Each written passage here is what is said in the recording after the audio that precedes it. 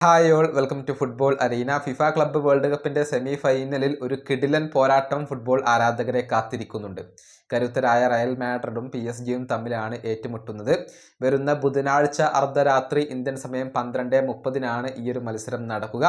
ന്യൂജേഴ്സിയിലെ MetLife സ്റ്റേഡിയത്തിൽ വെച്ചുകൊണ്ടാണ് ഈയൊരു പോരാട്ടം അരങ്ങേറുക. ഏതായാലും ഇവിടെ എടുത്തു പറയേണ്ട ഒരു കാര്യമുണ്ട്. തൻ്റെ മുൻ ക്ലബ്ബായ PSG-ക്കെതിരെ കിലിയൻ എംബപ്പയ്ക്ക് ബൂട്ടണിയേണ്ടി വരികയാണ്. കഴിഞ്ഞ മത്സരത്തിൽ എംബപ്പെ തിരിച്ചെത്തുകയും ഒരു ഗോൾ സ്വന്തമാക്കുകയും ചെയ്തിരുന്നു.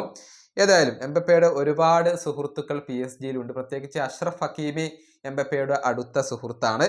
ഏതായാലും തൻ്റെ ഫ്രണ്ടിനെ നേരിടേണ്ടി വരുന്നതിനെ കുറിച്ച് ഹക്കീമി തന്നെ ഇപ്പോൾ സംസാരിച്ചിട്ടുണ്ട്.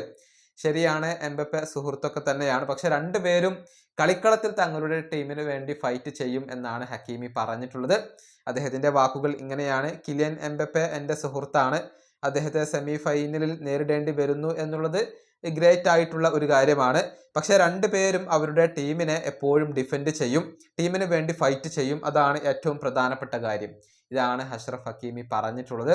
ഏതായാലും ഒരു തീപ്പാറും പോരാട്ടമാണ് ഇപ്പോൾ എല്ലാവരും പ്രതീക്ഷിക്കുന്നത്. PSG ആവട്ടെ നിലവിലെ UCL ജേതാക്കളാണ്.